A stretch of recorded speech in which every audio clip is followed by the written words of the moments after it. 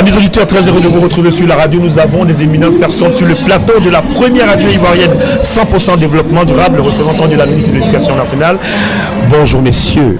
Monsieur, bonjour. Nous sommes très heureux de vous recevoir ici. Alors, dans cette célébration extraordinaire, nous voulons vous demander quel est le sens pour le ministère de l'Éducation nationale de participer à cette cérémonie de volontariat. Merci donc pour l'opportunité que vous nous donnez de parler un tout petit peu de l'importance que Madame le ministre de l'Éducation nationale, professeur Maria Toukoné, accorde à cette rencontre. Je le disais tantôt, elle aurait souhaité être là elle-même, eu égard à l'importance du sujet. Il s'agit de volontariat, c'est vrai, mais au-delà du volontariat, il y a les objectifs de développement durable qui, comme vous l'avez constaté, ont été évoqués par les élèves. Une nation qui veut se développer durablement ne peut pas faire fi de ces objectifs-là.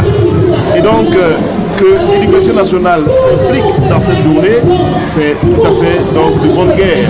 Parce que le développement repose sur les enfants d'aujourd'hui qui seront dans le capital humain que nous allons développer et qui vont construire la Côte d'Ivoire. Et pétris justement dans ces objectifs-là et ayant pris conscience depuis le jeune âge de ce que le développement repose sur ces valeurs, alors ils comprendront que demain la Côte d'Ivoire a de l'espoir par rapport au fait qu'eux-mêmes vont s'engager maintenant dans un esprit donc de volontariat, puisque c'est de cela qu'il s'agit pour contribuer au développement de la nation. Donc votre présence ici engage toute la jeunesse à embrasser le comportement de volontaire. Absolument, absolument. Madame le ministre en fait son cheval de bataille. Il y a des programmes au sein même déjà du ministère qui traitent la question du volontariat. Et aujourd'hui, plus que jamais, ce serait donc un chemin incontournable.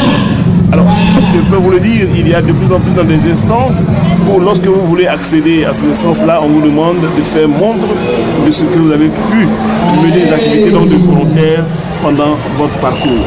Et si vous ne l'avez pas fait, vous n'y arrivez pas. Super, et ça nous en sommes très heureux. Alors, aujourd'hui, vous avez la première radio ivoirienne 100% développement durable qui prend l'initiative de capitaliser toutes les actions de chaque institution, de chaque ministère. Votre point de vue?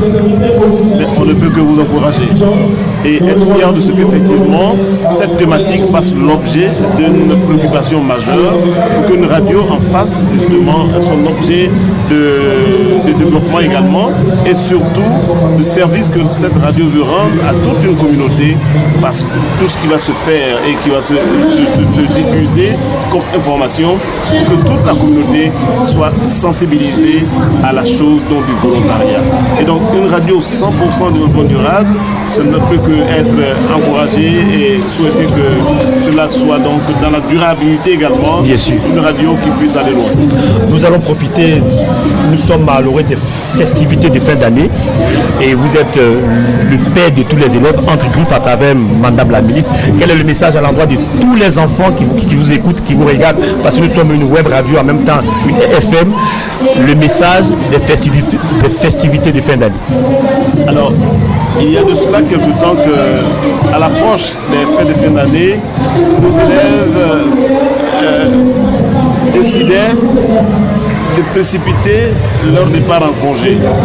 Mais de plus en plus, effectivement, nous avons compris que ces élèves-là ont pris conscience qu'il s'agit de leur cursus scolaire, il s'agit donc de leur avenir et ils ne le font plus.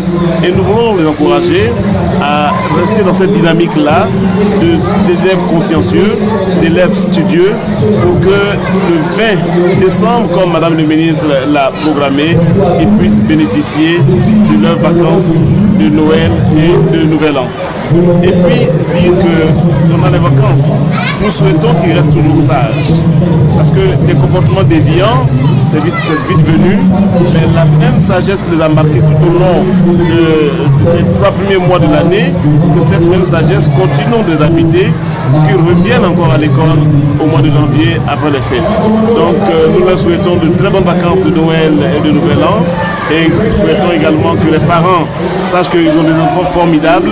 Il faut qu'ils les encadrent, il faut qu'ils soient à l'écoute de leurs enfants pour que ces enfants-là puissent grandir dans la paix.